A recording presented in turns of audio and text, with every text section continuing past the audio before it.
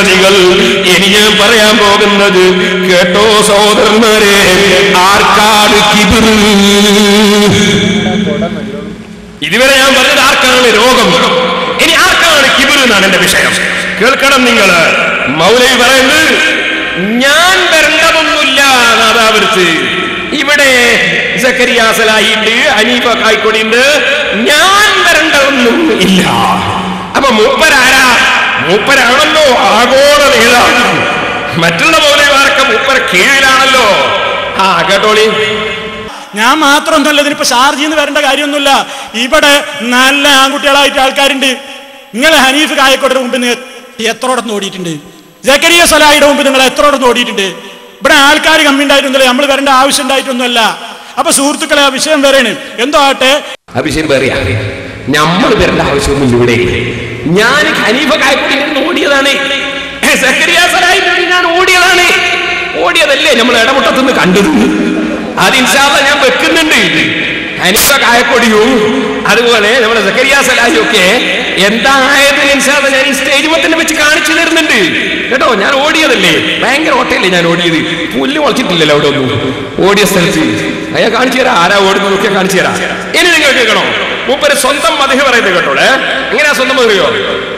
ഞാൻ കൈപിടിച്ച് മൊത്തമെന്ന് പറയുന്നവനല്ല, ഞാൻ അങ്ങനെ പറയുന്നവനല്ല, ഞാൻ ഇങ്ങനെ പറയുന്നവനല്ല, ഞാൻ ഞാൻ ഞാൻ ഞാൻ ആണല്ലോ. നമ്മളെ ഇബ്ലീസ് ലഅനത്തുല്ലാഹി അലൈഹി പണ്ട് പറഞ്ഞെന്തായിരുന്നു? എന്താ പറഞ്ഞത്?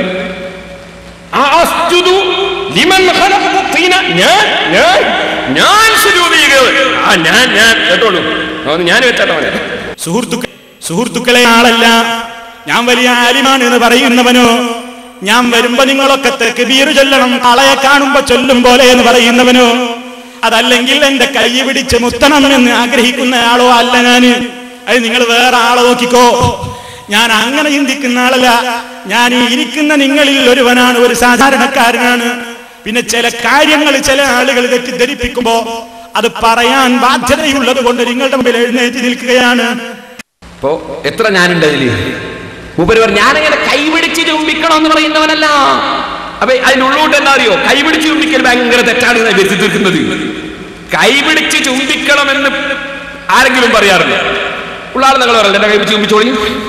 കാന്തപ്രസാവറില്ല, എന്റെ കൈപിടിച്ച് ചുംബിച്ചോളൂ. അതാരും പറയില്ല. പക്ഷെ കൈപിടിച്ച് ആരെയാ ചുംബിക്കേണ്ടതെന്ന് സമുദായത്തിന് അറിയാം. അത് ആഗ്രഹിച്ചിട്ട് കാര്യമില്ല കേട്ടോ. അത് പിന്നെ മൂപ്പര് പറഞ്ഞെന്തറിയോ? കാളനെ കാണുമ്പോൾ തക്ബീർ ചൊല്ലും പോലെ, കാളനെ കാണുമ്പോൾ തക്ബീർ ചൊല്ലും പോലെ. മൂപ്പർക്ക് കാളനെ മാത്രമേ പരിചയമുള്ളൂ. മൂപ്പർക്ക് പരിചയമുള്ള കാളനെയാണ്, വേറെ ആരെയും പരിചയമില്ല. ആരെയാണ് മൗലവി നീ ആ കാളാന്ന് പറഞ്ഞത്? അഷ്റഫുൽ ഖൽഖ് സല്ലല്ലാഹു അലൈഹി വസല്ലം തങ്ങളെയാണോ? ഞങ്ങൾ ഹദീസിന്റെ കിതാബുകളിൽ പഠിച്ചത് നബി സല്ലല്ലാഹു അലൈഹി വസല്ലം തങ്ങൾ വരുമ്പോ അല്ലാഹു അക്ബർ എന്ന് സഹാബത്ത് തക്ബീർ ചൊല്ലി. നബി സല്ലല്ലാഹു അലൈഹി വസല്ലം തങ്ങൾ കയറി വരുമ്പോ സഹാബത്ത് തക്ബീർ ചൊല്ലി. ഇതാ ഞങ്ങൾ പഠിച്ചത്. അപ്പൊ നിങ്ങൾ ഈ കാളനെ കാണുമ്പോൾ തക്ബീർ എന്ന് പറഞ്ഞല്ലോ. ആരെയാ നിങ്ങൾ കാളാന്ന് പറഞ്ഞത്? റസൂലുള്ളാഹിനെയാ? ഞാൻ വായിക്കട്ടെ, കേട്ടോളൂ. സിദ്ദീഖുൽ അക്ബർ റളിയല്ലാഹു അൻഹു പറയുന്നത്, وخرج الناس حين قدمنا المدينة في الطرق وعلى البيوت والغلمان والخدم. നബി സല്ലല്ലാഹു അലൈഹി വസല്ലമ തങ്ങളും ഞാനും സിദ്ദീഖ് റളിയല്ലാഹു അൻഹു പറയാണ്, മദീനയിലേക്ക് അങ്ങ് ചെല്ലുമ്പോ എല്ലാ ചെറുപ്പക്കാരും ഖാദിബീകളും എല്ലാവരും വഴിക്ക് വന്നു. യഖൂലൂന, അവരൊക്കെ റസൂലുള്ളാഹിയും സിദ്ദീഖുൽ അക്ബറിനെയും കാണുമ്പോ പറയുന്നു, അല്ലാഹു അക്ബർ, ജാഅ റസൂലുള്ളാഹ്, അല്ലാഹു അക്ബർ, ജാഅ മുഹമ്മദ്, അല്ലാഹു അക്ബർ, ജാഅ മുഹമ്മദ്, അല്ലാഹു അക്ബർ, ജാഅ റസൂലുള്ളാഹ്. റസൂലുള്ള കയറി വരുമ്പോ സഹാബത്ത് മുഴുവൻ തക്ബീർ ചൊല്ലി സ്വീകരിക്കുന്നു. ഇത് മൗലവിക്ക് ഇഷ്ടപ്പെടുന്നില്ല. കാരണം ഇത് മൗലവിയുടെ നേതാവല്ല, ഇത് മുസ്ലിമീങ്ങളെ നേതാവാണ്, സലഫികളെ നേതാവല്ല. അതുകൊണ്ട് മൗലവിക്ക് റസൂലുള്ള വരുമ്പോ അല്ലാഹു അക്ബർ ചൊല്ലി സഹാബത്ത് സ്വീകരിച്ചതിനെ കുറിച്ച് മൗലവി പറയുന്നത് കാള വരുമ്പോൾ തക്ബീർ ചൊല്ലുന്നത് പോലെ ഞാൻ വരുമ്പോൾ തക്ബീർ ചൊല്ലുന്നത് ഇഷ്ടപ്പെടുന്നില്ല. ഓ സലഫികളെ, നിങ്ങളെ ഇസ്ലാം എവിടെ? നിങ്ങളെ ഈമാൻ എവിടെ? റസൂലുള്ള കയറി വരുമ്പോ തക്ബീർ ചൊല്ലിയത് നിങ്ങൾ നാഴികക്ക് 40 വട്ടം വിളിച്ചു പോകുന്ന പണ്ഡിതനായ ഇബ്നു കസീറിന്റെ അൽ ബിദായത്ത് വന്നിഹായയിലില്ലേ? എന്നിട്ട് റബീഉൽ അവ്വൽ 12 തിങ്കളാഴ്ചയാണ് റസൂലുള്ള മദീനയിലേക്ക് വന്നത്.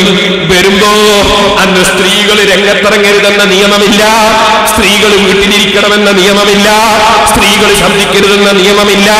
അതുകൊണ്ട് സ്ത്രീകളടക്കം സ്വീകരണത്തിന് വന്നിരുന്നു. ആ സ്ത്രീകളും കുട്ടികളും അതാ റസൂലുള്ള വരുമ്പോ മൗലിദ് ഓതുന്നു. അതും കേൾക്കാൻ സമയത്തുബിന് ആയിഷ യഖൂലു ലമ്മാ ഖദിമ റസൂലുള്ളാഹി സ്വല്ലല്ലാഹു അലൈഹി വസല്ലം അൽ മദീനത ജഅല النساء والصبيان يقولن طلع البدر علينا من ثنيات الوداع وجب الشكر علينا مع لله داعي تكبير ചൊല്ലിയിട്ട് പല അൽബദർ മൗലിദും ഓതിയിട്ട് 12 തിങ്കളാഴ്ച അല്ലാഹുവിന്റെ റസൂലിനെ സ്വീകരിച്ചില്ലേ? ഇത് തന്നെ ഫത്ഹുൽ ബാരിയിൽ സഹീഹുൽ ബുഖാരിയുടെ വ്യാഖ്യാനത്തിൽ ഇബ്നു ഹജർ അൽ അസ്ഖലാനി തങ്ങളും എഴുതിയില്ലേ?